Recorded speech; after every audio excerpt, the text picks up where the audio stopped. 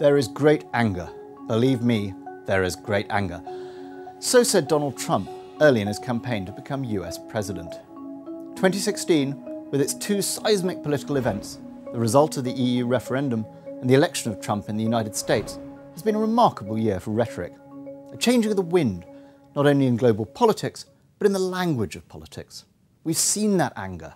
We've seen appeals to the authenticity of plain speech. We've seen politicians scrambling to repudiate the political class. We've seen the advice of technocratic elites, be they economists, pollsters or experts in constitutional law, roundly rejected in favour of gut feeling and outsider common sense. This was a great power shift in Aristotle's triad of persuasive appeals, away from logos, the cold consideration of evidence, and towards ethos, the power of personality, and above all, towards pathos. The orator this year who could capture the feelings of the crowd was the orator who came out on top, and that crowd was not happy. So in one way, the phrase of the year has been that used during the referendum campaign by Michael Gove.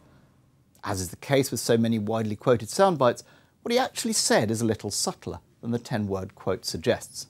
But those 10 words, the people in this country have had enough of experts, are what will be remembered.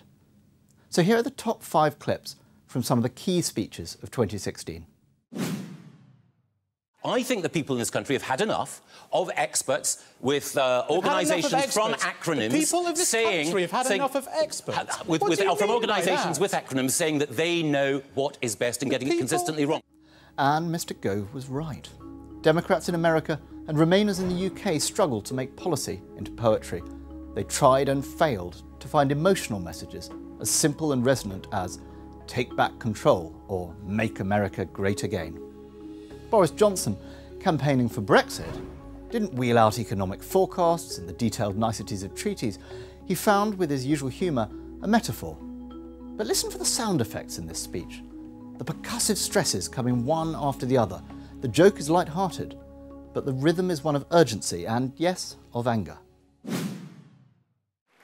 If we fail to make the change now, then we will continue to be like passengers locked in the back of a minicab with a wonky sat-nav, driven by a driver who doesn't have perfect command of English and going in a direction we frankly don't want to go.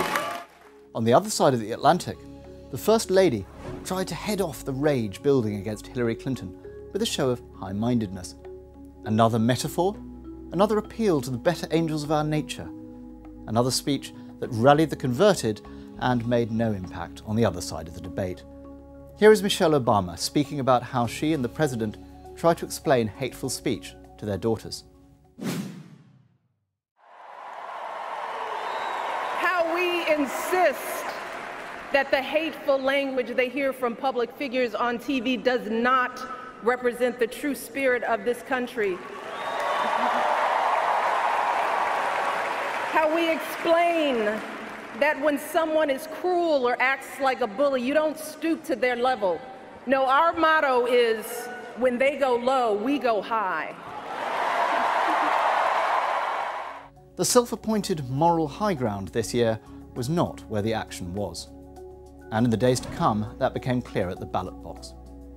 Hillary Rodham Clinton's defeat in the election allowed her, even forced her, to show the emotional side that she'd hesitated to project in her campaign.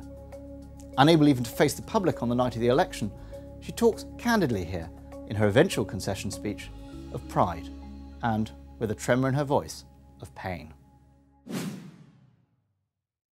This is not the outcome we wanted or we worked so hard for, and I'm sorry that we did not win this election for the values we share and the vision we hold for our country. This is painful, and it will be for a long time.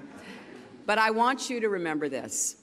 Our campaign was never about one person or even one election. It was about the country we love and about building an America that's hopeful, inclusive, and big-hearted.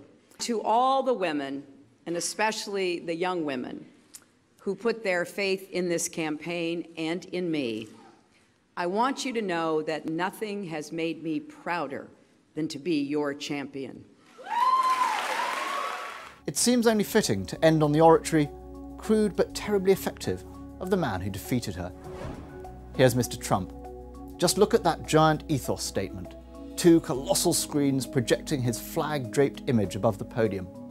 And listen to the pounding stresses as he delivers a 4-term run of simplocy, the same phrase over and over again with a single word in the middle changed. Powerful, emotive, abstract nouns. Strong, proud, safe, and, of course, great. We will make America strong again. We will make America proud again. We will make America safe again. And we will make America great again. God bless you and good night. I love you. There was great anger, and nobody gave it voice like Donald Trump.